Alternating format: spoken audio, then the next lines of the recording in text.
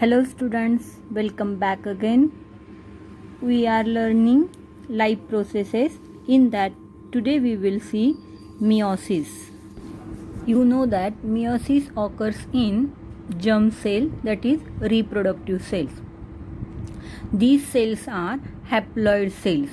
The cells with only one set of chromosomes is known as haploid cells. तुम्हाला मी सांगितलंय meiosis हे germ सेलमध्ये होत असतं.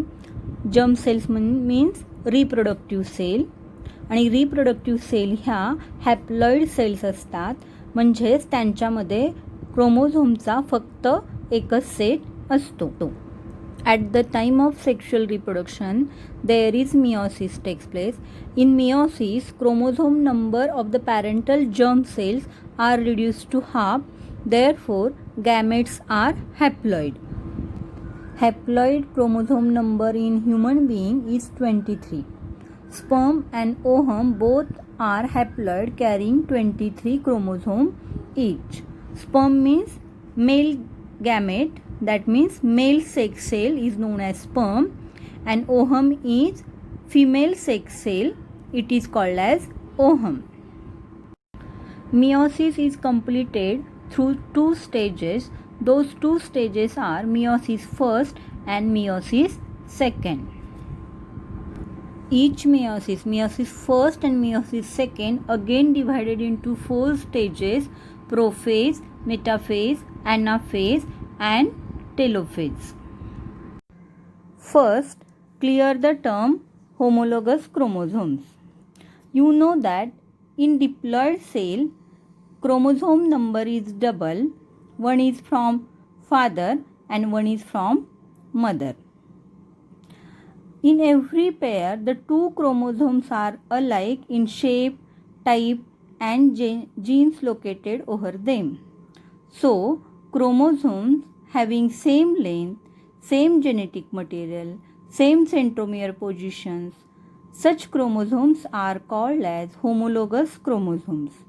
म्हणजे ज्या क्रोमोझोम्सची लेंथ सेम असते, त्यांच्यावरील जेनेटिक मटेरियल सेम असतं आणि सेंट्रोमियरची पोझिशनही सेम असते, अशा क्रोमोझोम्सना होमोलोगस क्रोमोझोम्स असे म्हणतात.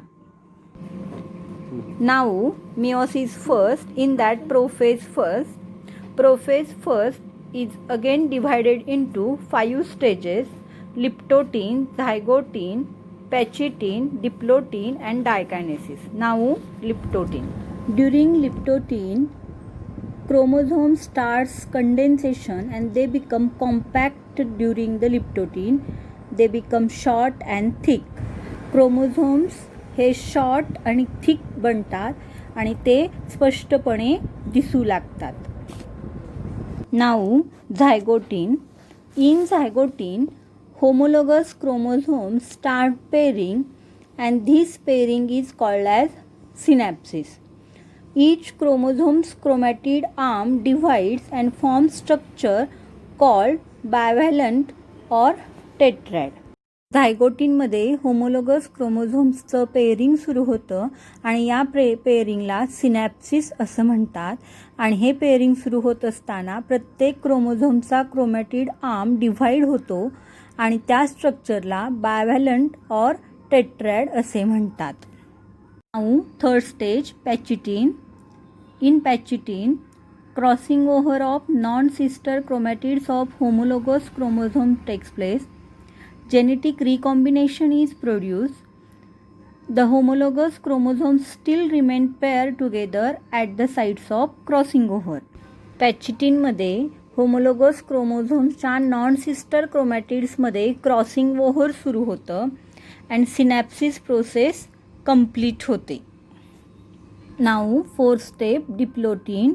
During diplotene, synapsis begin to break down. That is synaptial complex dissolves and homologous chromosomes of the bivalent separate except at the point of crossing over. Thus it looks like X-shaped structure called as chiasmata. डिप्लोटिनमध्ये synapsis process break होऊ लागते, म्हणजेच homologous chromosome एकमेकापासून दूर जाऊ लागतात. जिथं crossing over झालं आहे तेवढाच भाग सोडून हे होमोलोगस क्रोमोझोम्स एकमेकापासून दूर जातात. मग क्रॉसिंग ओव्हर झालेला भाग एकसारखा दिसतो, त्याला कायझमाटा असे म्हणतात. Now diakinesis. The last phase of prophase is for termination of chiasmata. The spindle fibers originate. The crossover homologous chromosomes are now separated. Nucleolus disappears and the nuclear envelopes break down. प्रोफेजची last stage diakinesis. डायकायनेसिसमध्ये spindle fibres तयार होतात आणि जे homologous chromosomes crossing over झालेले होते ते पूर्णपणे सेपरेट होतात. न्यूक्लिओलस डिसॅपियर होतो आणि न्यूक्लिअर एन्व्हलपसुद्धा ब्रेकडाऊन होऊ लागतो. Now metaphase 1. Prophase 1 is followed by metaphase 1 when the microtubules from the opposite poles attach to the chromosomes at the centromeres and the bivalent align along the equatorial plane. Means crossing over homologous chromosomes are arranged at the equatorial plane. Prophase 1 complete झाल्यानंतर म्हणजेच डायकायनेसिस नंतर metaphase 1 सुरू होते. Metaphase 1मध्ये सेलच्या opposite साईडला असलेले microtubules हे क्रोमोझोम्सच्या सेंट्रोमियरला अटॅच होतात, जोडले जातात आणि क्रॉसिंग ओव्हर झालेले होमोलोगस क्रोमोझोम्स सेलच्या इक्वेटोरियल प्लेनला अरेंज होतात. Now anaphase. Metaphase 1 is followed by anaphase. In anaphase, microtubules formed in metaphase become short and homologous chromosomes are separated and pulled by special fibers towards the opposite poles of the cells. मेटाफेजमध्ये तयार झालेले microtubules हे ॲनाफेजमध्ये shorts बनतात आणि homologous chromosomes एकमेकापासून separate होऊ लागतात आणि special फायबर्सच्या मदतीनं ते सेल्सच्या अपोजिट साईडला ओढले जातात. Now telophase. In telophase chromosomes reach the poles and the nuclear envelopes are reformed around the two daughter nuclei and two new daughter nuclei are formed and in that nucleoli also reappear. टेलोफेजमध्ये chromosomes हे पोल्सकडे जातात आणि nuclear envelope तयार होऊ लागतो आणि त्यामुळे 2 डॉटर न्यूक्लियाय तयार होतात आणि या न्यूक्लियामध्ये न्यूक्लिओलायसुद्धा दिसू लागतो. Cytokinesis. In cytokinesis, furrow appears in the cytoplasm and cell divides into two by cytokinesis. सायटोकायनेसिसमध्ये सायटोप्लाझममध्ये खाच तयार होऊन सायटोप्लाझम डिव्हाइड होते आणि 2 नवीन सेल तयार होतात, त्यांना डॉटर सेल्स असे म्हणतात. या डॉटर सेल हॅप्लॉइड सेल असतात आणि त्यामुळे त्यामध्ये 23 क्रोमोझोम्स असतात आणि 46 क्रोमॅटिड्स असतात. Now meiosis second. Meiosis second is also divided into 4 stages: prophase second, metaphase second, anaphase second, telophase second, and cytokinesis. Now meiosis second. Meiosis second is just like mitosis. In this stage, 2 haploid daughter cells are formed. In meiosis first, undergo division by separation of recombined sister chromatids and 4 haploid daughter cells are formed. Meiosis second he mitosis सारखी असते.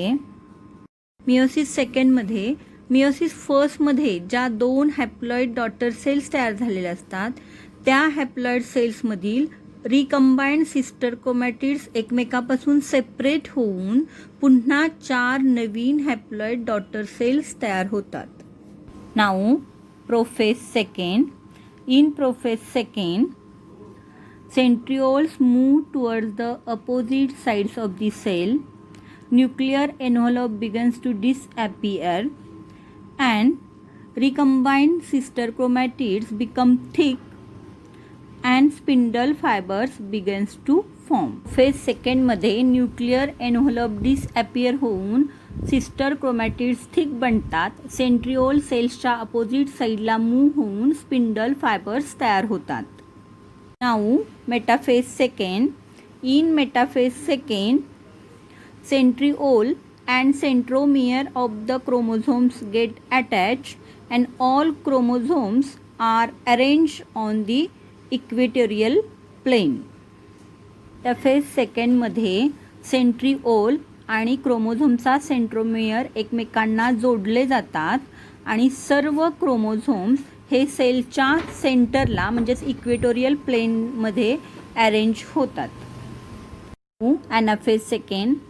In anaphase second, microtubules become short and sister chromatids pulled apart from each other.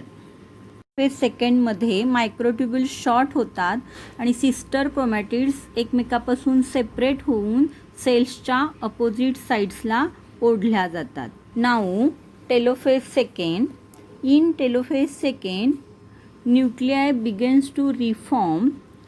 Nucleoli also form in that nuclei and cell begins to divide. Phase सेकंडमध्ये sister chromatid भोवती nuclear membrane तयार होतं, न्यूक्लिओलससुद्धा तयार होतो आणि अशा पद्धतीनं 4 डॉटर न्यूक्लियाय तयार होतात. Now cytokinesis. In cytokinesis, cytoplasm divides and 4 haploid cells are formed. This cell division crossing over occurs between homologous chromosomes and thereby genetic recombination occurs. Due to this, all the 4 daughter cells are genetically different from parent cell and from each other too. Cytoplasm divide होऊन 4 नवीन daughter cells तयार होतात. या 4ही daughter cells haploid cells असतात. Meiosis is essential for gametes formation and spore formation and so it is necessary for sexual reproduction. मला आशा आहे की तुम्हाला हा टॉपिक समजला असेल. या अगोदरच्या व्हिडिओ जर तुम्ही पाहिल्या नसतील तर त्याही नक्की पहा. त्याची लिंक डिस्क्रिप्शन बॉक्समध्ये दिली आहे. आणि लाईक, शेअर, सबस्क्राईब करा. सबस्क्राईब शेजारील बेल आयकॉनही प्रेस करा म्हणजे तुम्हाला पुढील व्हिडिओचे नोटिफिकेशन्स मिळत राहतील. थँक्यू.